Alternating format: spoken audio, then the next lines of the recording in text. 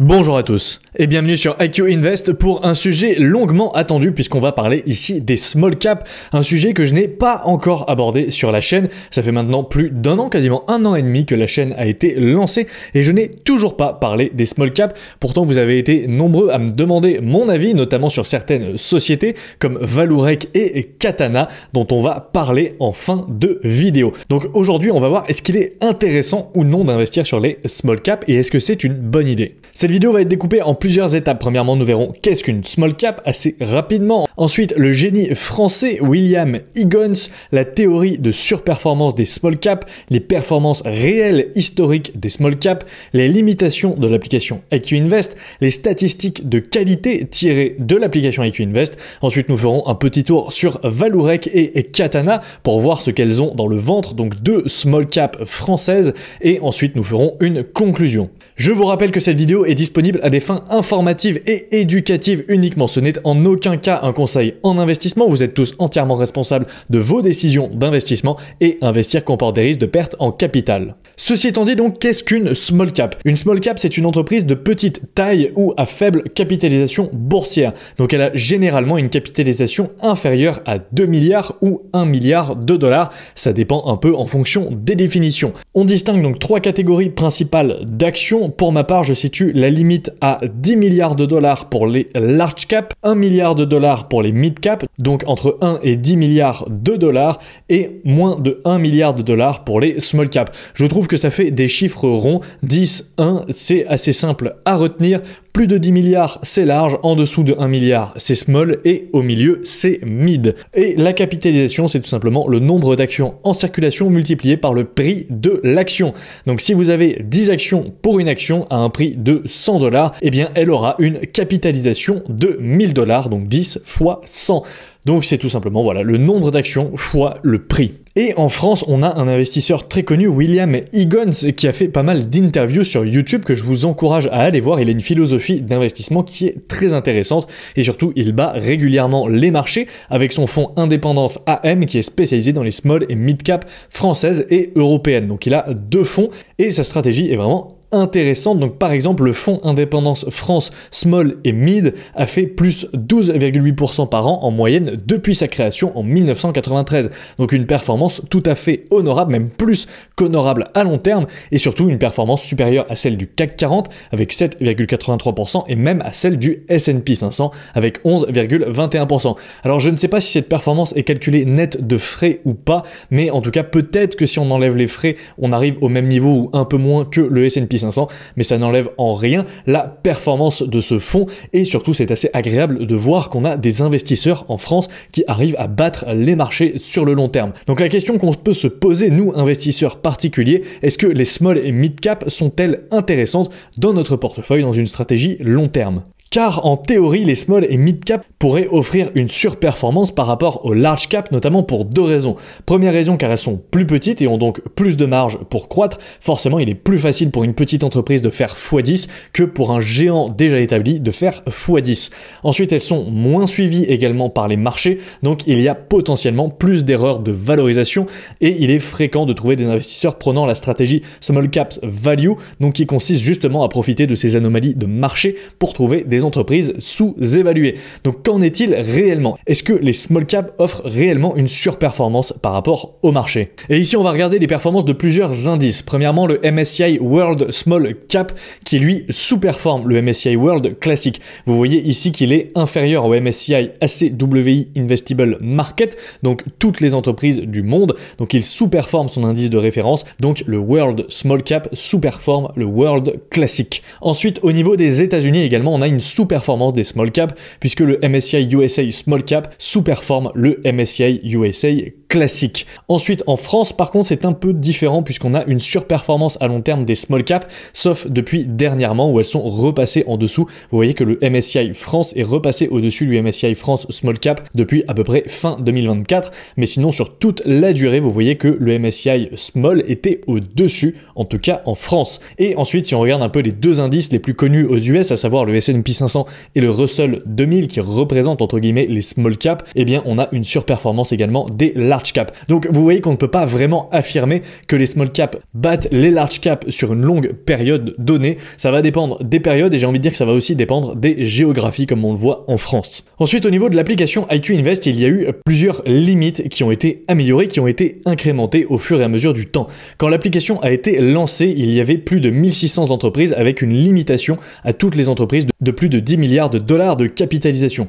Puis peu de temps après, on a passé cette limite à 1 milliard de dollars avec plus de 8000 entreprises éligibles à l'application, donc avec l'ouverture au mid-cap. Puis récemment, la limite a été descendue à 500 millions de dollars de capitalisation, ce qui a fait qu'on avait plus de 13 000 entreprises dans l'application et maintenant cette limite est totalement abolie. Il y a toutes les entreprises du monde dans l'application, à savoir plus de 46 000 entreprises disponibles sur tous les continents. Et donc justement, avoir toutes ces entreprises dans l'app permet de faire des statistiques de qualité qui sont vachement intéressantes, puisqu'il y a donc un total de 46 633 entreprises dans l'application IQ Invest, dont 1779 large cap de plus de 10 milliards de dollars de capitalisation, soit 3,81% de toutes les entreprises, 7259 mid cap, soit 15,57%, et 37 595 small cap, soit 80,62%. Et là, on a une très belle démonstration de la loi de Pareto avec 80% de small cap et 20% de mid et large cap. Si on prend un petit peu chaque tranche de capitalisation et qu'on regarde les statistiques de qualité parmi les large cap, on retrouve 319 actions de qualité, donc avec une note quantitative supérieure ou égale à 12 sur 20, soit 17,93% du total. Et si vous ne savez pas comment est calculée la note, je vous renvoie sur ma chaîne YouTube à la playlist méthode 2024, vous aurez toute l'explication en détail. Ensuite, 551 actions moyennes, donc de plus de 8 sur 20, donc entre 8 et 12 sur 20, soit 30,97% du total, et 909 actions médiocres, donc en dessous de 8 sur 20, soit 51,10% du total. Et quand on passe au mid-cap, on voit que la répartition est complètement différente, avec 497 actions de qualité, soit 6,85% du total, 1765 actions moyennes, donc 24,31% du total, et 4997 actions médiocres, soit 68,97%. Et pour les small caps, c'est encore pire, avec seulement 528 actions de qualité sur plus de 37 000 actions, donc soit 1,4%, 4176 actions moyennes, donc 11,11%, et 32 891 actions médiocres, soit plus de 87%. Donc globalement ici, je vous ai fait un petit tableau récapitulatif et vous pouvez voir que les large caps battent de loin les mid caps et les small caps en termes de répartition de qualité, puisqu'on voit qu'on a 17% pour les large caps, 6% pour les mid caps et seulement 1,4% pour les small caps. Donc potentiellement on peut en conclure que beaucoup de small caps restent small, probablement pour une très bonne raison. On trouve ici sur l'application IQ Invest et on va aller voir en détail deux entreprises. Vallourec, qui est une small cap, en tout cas une mid cap plutôt française, qui fabrique des tubes en acier, et Katana, qui est une small cap française qui fabrique des catamarans. Donc vous allez voir, on a deux profils totalement différents et vous voyez qu'on a 46 633 entreprises dans l'application. Maintenant, vous avez le lien en description ainsi qu'en ce moment un code de réduction de moins 15% sur les abonnements mensuels et annuels avec le code SMALL pour fêter donc l'arrivée des small caps dans l'application. Donc n'hésitez pas, c'est l'occasion parfaite pour tester le screener.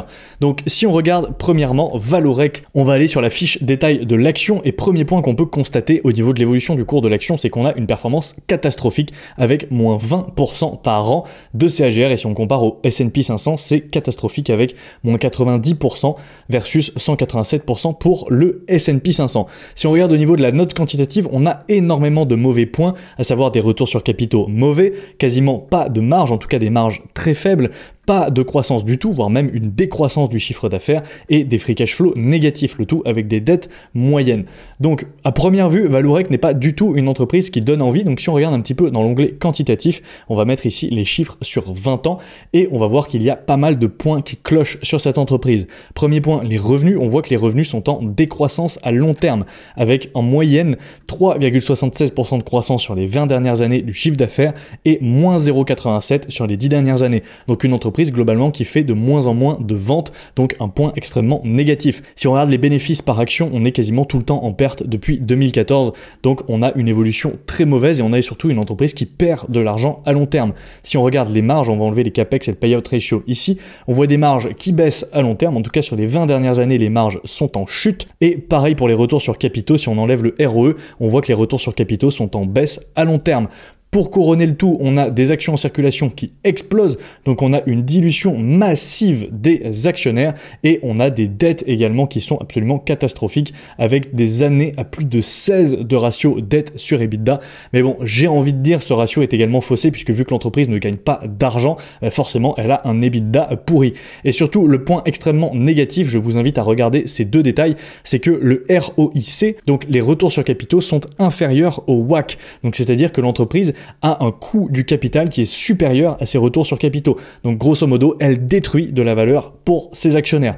Donc à première vue, en tout cas, Vallourec, c'est une entreprise à fuir. Deuxième entreprise ici, on a Katana Group, une entreprise, donc une small cap française. Et là, on a un profil qui est déjà bien meilleur. Donc si on regarde sur les 5 dernières années, on a une entreprise qui sous-performe le S&P 500, mais si on se met sur 10 ans, on bat le S&P 500 avec, ma foi, un bon CAGR avec 20,52% par an et une plutôt bonne linéarité pour Katana.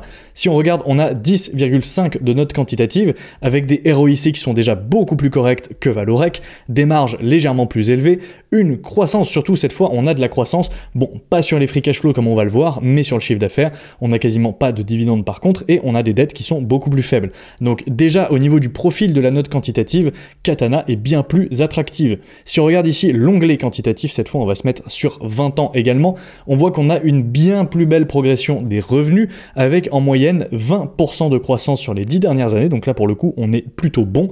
Par contre si on regarde les bénéfices par action, on voit qu'on a régulièrement des années de baisse, notamment on était en baisse jusqu'en 2016 et on a eu également une année de baisse en 2020, mais ce qui est plutôt normal, vous allez me dire. Et au niveau des free cash flow, pareil, on a des baisses, notamment des pertes en 2024. Au niveau de la rentabilité et de l'évolution des marges, on voit que les marges ont plutôt tendance à augmenter. Alors la marge brute est plutôt erratique, mais par contre si on regarde spécifiquement la marge opérationnelle, elle a l'air de plutôt être en augmentation puisqu'elle était négative en 2010 et elle est maintenant aux alentours de 20%. Si on regarde les retours sur capitaux également, ils sont plutôt en augmentation à long terme. Donc là on voit qu'on a des signaux qui sont beaucoup plus positifs que sur l'entreprise qu'on a vue avant, Vallourec, et également les actions en circulation, même si elles étaient en constante augmentation jusqu'en 2019, elles ont l'air de s'être stabilisées et même de diminuer maintenant. Et si on regarde un petit peu les dettes, on a beaucoup moins de dettes que Vallourec également. Et en plus de ça, point positif, on a des retours sur capitaux qui sont supérieurs au coût du capital. Donc l'entreprise crée de la valeur pour ses actionnaires. Et donc maintenant, pour conclure, donc il n'est pas évident d'affirmer que les small caps surperforment le marché, comme je vous l'ai montré via les différentes performances des indices, mais également via les statistiques de qualité. Loin de là, même elles ont plutôt tendance à sous-performer le marché à long terme. La majorité des entreprises de qualité se trouvent parmi les large caps, et donc on peut se poser la question, peut-il être intéressant de chercher spécifiquement des small et mid caps de qualité? Oui, je pense que pourquoi pas, effectivement, puisque en théorie, il est beaucoup plus simple pour une entreprise de 1 milliard de dollars de faire x10 pour atteindre 10 milliards de dollars que de faire x10 pour une entreprise comme Apple qui pèse déjà 3000 milliards de dollars et qui vaudrait alors plus de 30 000 milliards de dollars, soit 30 trillions, donc un chiffre absolument délirant. Donc potentiellement, il est plus simple de trouver des baggers, donc des entreprises qui vont faire x10 ou x100 dans les small et mid cap que dans les large cap. Mais attention, puisque chercher la bonne small cap, c'est chercher une aiguille dans une botte de foin, mais vous avez toutes les cartes en main avec l'application IQ Invest. Vous pouvez mettre des filtres sur la capitalisation, sur la note quantitative et sur tout un tas d'autres ratios pour trouver votre prochaine perle rare. Et voilà, merci à tous, merci à ceux qui sont restés jusqu'à la fin. N'oubliez pas de laisser un pouce bleu sous la vidéo, dites-moi en commentaire si vous avez des small et mid cap en portefeuille et quelles sont-elles, et surtout est-ce que vous avez une bonne performance dessus ou pas. N'oubliez pas de vous abonner à la chaîne si ce n'est pas déjà fait, allez suivre la chaîne IQ Bitcoin si le sujet du Bitcoin vous intéresse, la page Instagram @iq-invest.fr ainsi que le podcast Focus Fondamental avec un nouvel épisode tous les lundis matins à 8h sur YouTube et les principales plateformes de podcast. Et sur ce, moi je vous dis à la prochaine pour une nouvelle vidéo. Ciao.